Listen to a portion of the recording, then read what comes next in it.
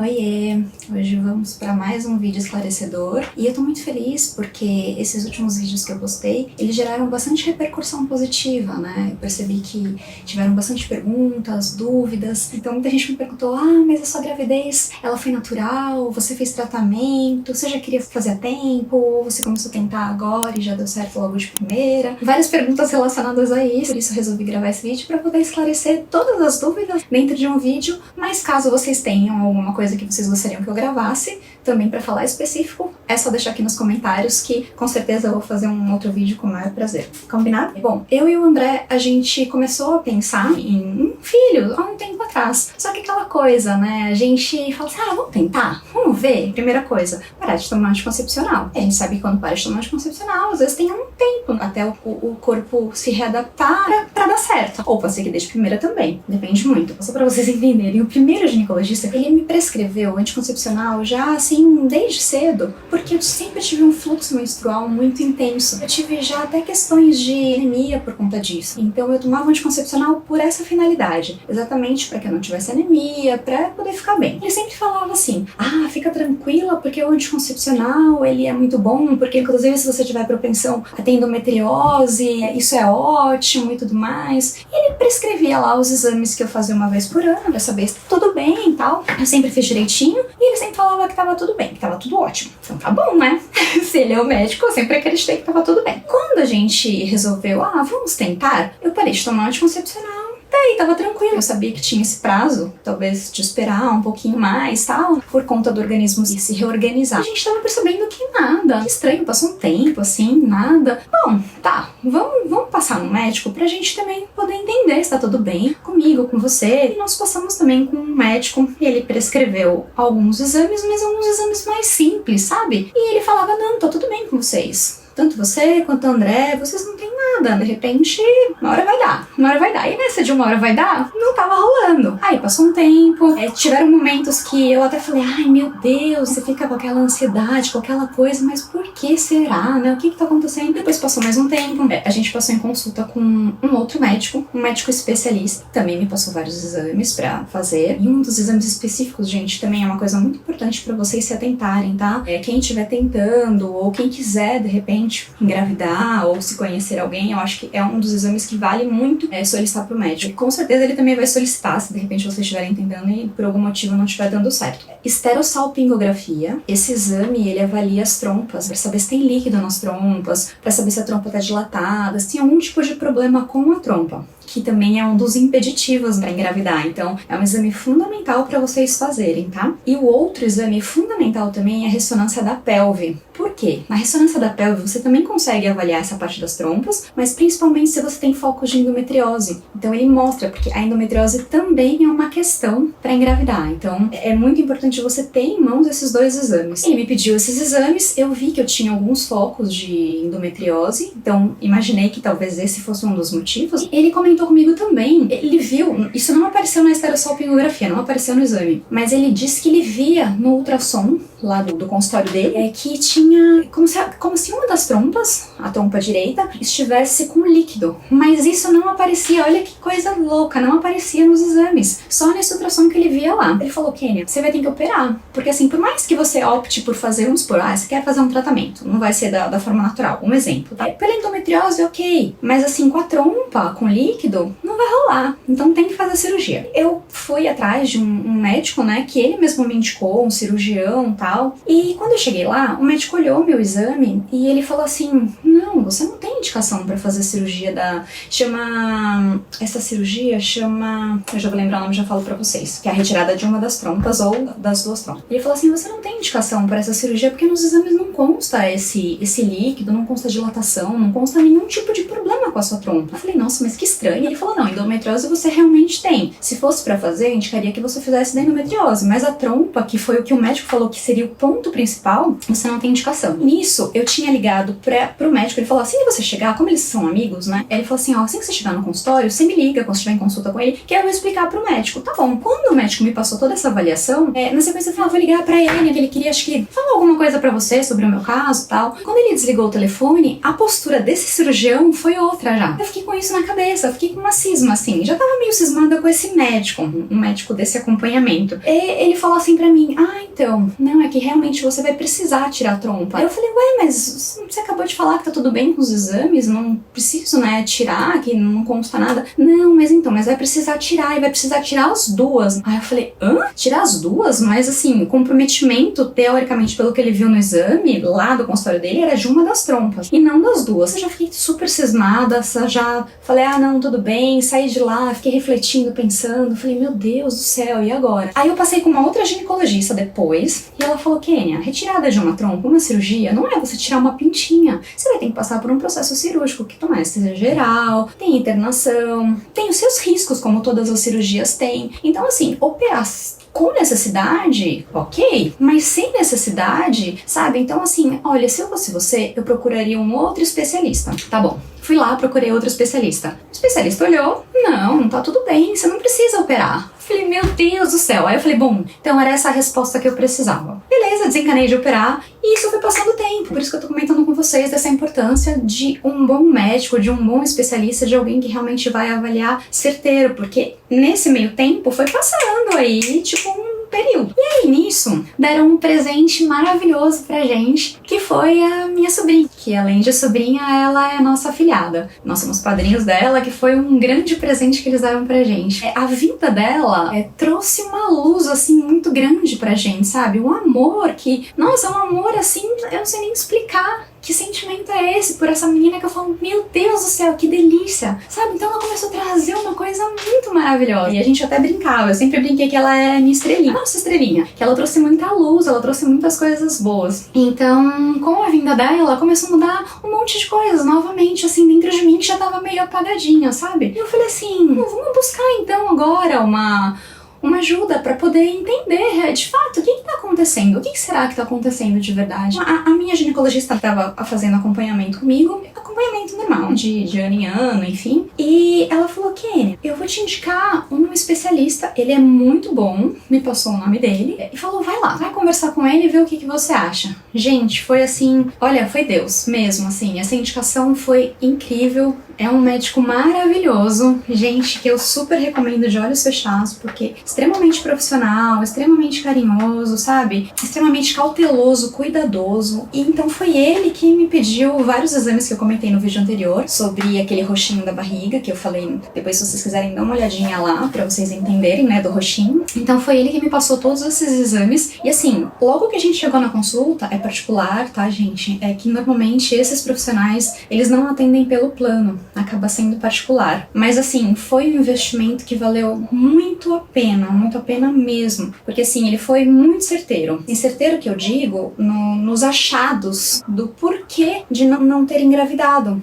Então, é isso que eu me refiro ao certeiro. Ele me pediu zilhões de exames, como eu também já falei no vídeo anterior, zilhões de exames de sangue, ultrassons de todos os tipos que vocês podem imaginar, repetir ressonância da pelve, repetir todos os exames que vocês podem imaginar. E um dos exames mostrou que eu tinha já os focos de endometriose, que isso eu já sabia, né? Só que eu não sabia tão detalhadamente como foi o caso desse médico que me explicou tudo certinho. E também, realmente, da trompa. Nesse exame mostrou tudo. Mostrou essa questão da trompa, mostrou a questão dos focos de endometriose. E aí ele falou, Kênia, assim, a gente precisa conversar muito sério. O André também fez exames, estava tudo normal com ele, graças a Deus. Comigo também estava tudo normal, com exceção dessa parte da endometriose e de uma das trompas que tinha líquido. E chama hidrossalpinge quando você tem líquido em uma das trompas, né? Isso compromete a gravidez. Você pode até engravidar, mas não segura o bebê por conta da hidrossalpinge. Então ele falou, olha, você precisa realmente pensar, né, no que você quer, porque assim, gente, só pra vocês entenderem, parece que é uma coisa simples.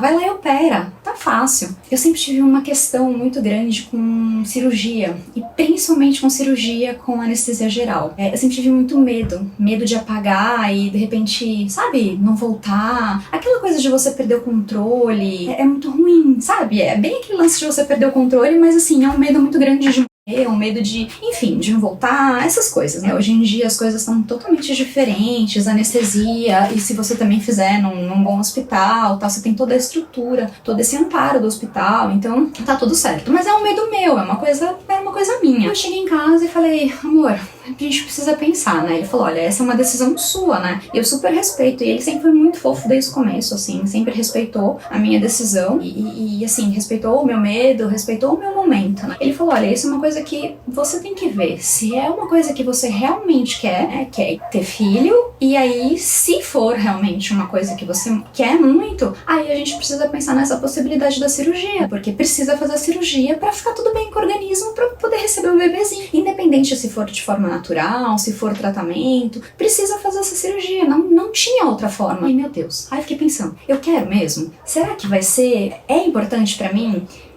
Então eu comecei, sabe, pensar várias coisas e falei, sim, eu quero! Até porque a Ju, que é a nossa sobrinha, como eu falei, ela trouxe uma coisa tão maravilhosa, uma energia tão incrível de criança, gente, é muito bom. Aí eu falei, sim, eu quero! Então assim, e claro, gente, tem gente que também opta por não ter filhos e por não ser mãe, e tá tudo bem também, cada um tem a sua vontade, cada um tem os seus planos de vida, cada um tem os seus desejos, né? E tá tudo certo. Mas isso foi uma avaliação que eu fiz assim, minha. Eu falei, sim, eu quero. Então eu falei, gente, então eu vou ter que encarar. Ai, meu Deus do céu, socorro. E agora? Parece simples, tá? De repente vocês estão assistindo e estão falando assim, ai, mas que bobagem. Vai lá e faz cirurgia. Caramba, mas pra mim era muito difícil. Tanto é que eu tenho que fazer ainda, né? Uma cirurgia de desvio de septo, porque tem a carne esponjosa, às vezes eu não consigo respirar muito bem pelo nariz. E não fiz até hoje, exatamente por causa da anestesia geral. Aí eu falei, não, mas agora eu vou ter que encarar. Vamos lá. Falei, não vou nem ficar pensando muito. Eu já fiz todos os exames pré-operatórios, tava tudo bem com a minha saúde, graças a Deus. Então o médico falou, não, tá tudo certo, você tá saudável, tá tudo bem. A gente pode marcar a cirurgia. Eu, ai meu Deus. Então vamos marcar logo pra não ter nem muito tempo de pensar. Aí esperei o plano aprovar lá a cirurgia. Marquei a cirurgia lá no Hospital Santa Joana, que também é hospital em maternidade. E foi assim, o meu médico opera lá e me falou que seria, na verdade o anestesista, né, que comentou, seria anestesia geral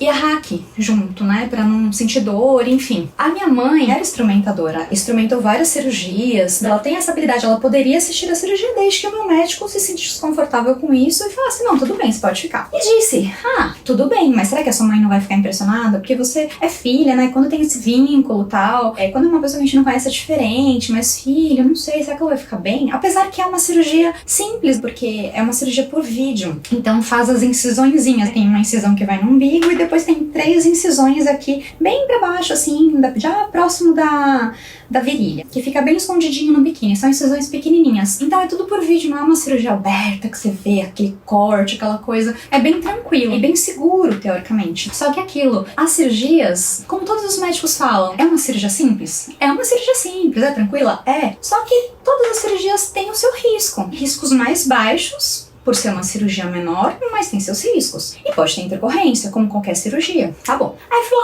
internei, meu marido foi comigo, minha mãe, aí foi meu pai, foi meu sogro, depois foi meu irmão, foi todo mundo. Aí minha mãe foi comigo lá, foi ótimo, foi incrível, assim, nossa, foi maravilhoso ele ter permitido que a minha mãe ficasse lá, porque daí minha mãe foi comigo lá no pré-anestésico, né? Tem uma salinha onde você passa antes de você ir pra cirurgia, e aí o anestesista vai lá conversar com você, já aplicou uma sedaçãozinha bem de levinha pra já ficar um pouquinho mais calma. E minha mãe ficou comigo o tempo inteiro, segurando minha mão, conversando comigo, tentando fazer com que eu nem ficasse pensando muito, pra ficar mais tranquila. E foi incrível esse apoio dela, foi maravilhoso. Eu sempre falo, ai mãe, muito obrigada. Nós fomos pra sala de cirurgia, quando chegou na cirurgia minha mãe ficou assistindo, tal.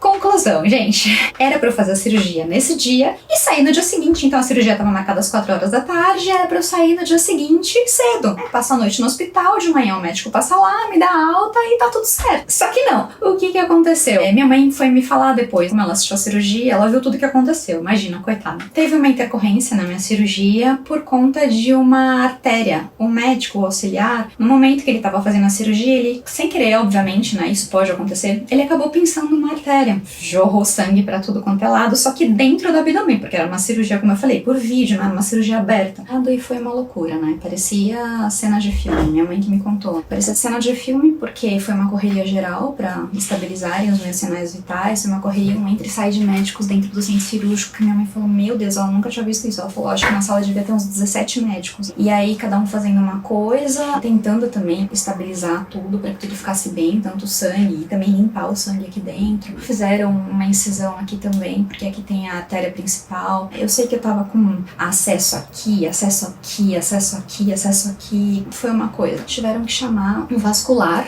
de última hora, lá no hospital, para que ele pudesse fazer uma... Ai, como que chama, gente? Viu o nome agora? Aquela cirurgia que... Cateterismo. Eu tive que fazer um cateterismo. Olha a brincadeira. Uma cirurgia simples, que teoricamente era um foco de endometriose retirada da trompa direita. Acabei fazendo cateterismo também. Foi uma coisa bem delicada. O que a cirurgia era pra demorar 1h30, eu fiquei acho que umas 6h30, 7 horas no centro cirúrgico. Aí eles conseguiram estabilizar todos os sinais vitais, conseguiram estabilizar tudo, mas eles optaram por me manter em coma induzido, pra que eu pudesse me recuperar melhor, pra que eu pudesse voltar. Imagina só o desespero de todo mundo lá fora esperando, porque a cirurgia ia demorar 1h30, meu marido lá também apavorado, meu Deus, o que tá acontecendo, ligando sem parar no centro cirúrgico pra entender, né, o que tá acontecendo. E a minha mãe depois saiu da sala e foi conversar com eles, explicar, falar que a minha mãe também tava desesperada, mas a minha mãe, ela tem um controle emocional, assim, muito grande, né, nesse sentido, até que ela trabalhou também tantos anos em hospital, né, então ela foi lá, conversou e por dentro ela devia estar destruída, assim mesmo, mas conseguindo manter ali, tipo, sabe, o controle pra poder falar com todo mundo ali fora pra ninguém também despencar. E meu marido também já ali meio que já em prantos, porque falaram que eu ia ter que sair de lá e ia direto pra UTI, já não ia mais pro quarto, e que eles iam me manter entubada nessas condições, em coma induzido. E aí ele viu, quando eu saí do centro cirúrgico, daquele jeito, né, quando você faz a cirurgia que você tá entubada com aqueles aparelhos, aquelas coisas, não, é uma coisa impressionante. Eles falaram que eu tava muito inchada também, acho que por conta de anestesia, e por conta dos equipamentos aqui, dos aparelhos e tal, né? Falaram que foi uma coisa muito impressionante de ver uma cena muito ruim. Me levaram pra UTI e eu fiquei lá. Eles falaram, né? Meu marido e minha mãe ficaram lá comigo, eles dormiram comigo no hospital. E foi maravilhoso porque eles ficaram o tempo inteiro comigo do meu lado.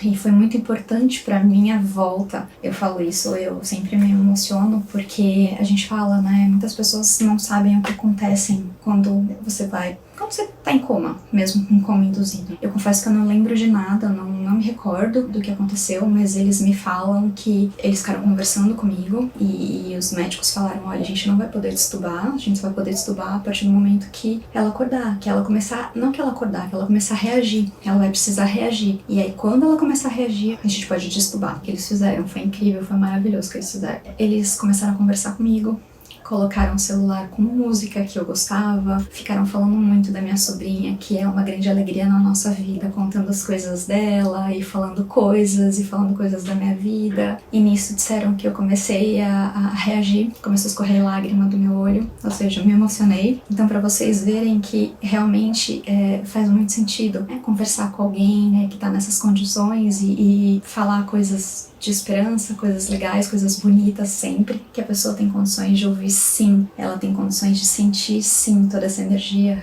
Então foi incrível isso, eu sou muito grata por isso que eles fizeram. Eu comecei a voltar, comecei a reagir, eles chamaram os médicos, eu também ainda tava meio assim, não lembro muito bem dessa cena, não lembro nada pra falar a verdade. E foi realmente um milagre de Deus, porque a gente nunca sabe, né, quando você tá nessa situação, você nunca sabe se você vai realmente voltar, né, por exemplo, quem tá de fora, assim, meus pais, meu irmão, meu marido, ninguém sabe, né, o que vai realmente acontecer, se você vai voltar daquela situação ou se você vai embora de vez, sabe? Tudo pode acontecer. Então, pra vocês verem que uma coisa super simples, super pequena, super tranquila, acabou sendo uma coisa gigante, assim. Eu que era pra ficar uma noite só no hospital, acabei ficando 4 da UTI, depois eu fui pro quarto, e foi incrível também, porque depois, quando eu saí, eu fui me despedir do pessoal da UTI, que foi muito bacana comigo, nossa, assim, a equipe do hospital foi maravilhosa, não tem nem o que falar. Eles falaram, meu Deus, mas você já tá assim, você já tá bem, nossa, por tudo que você passou, não dá nem pra acreditar pela experiência que a gente tem, de que você fosse ficar mais um tempo aqui no hospital, internado, que bênção. Eu falei, ai, graças a Deus, que bom.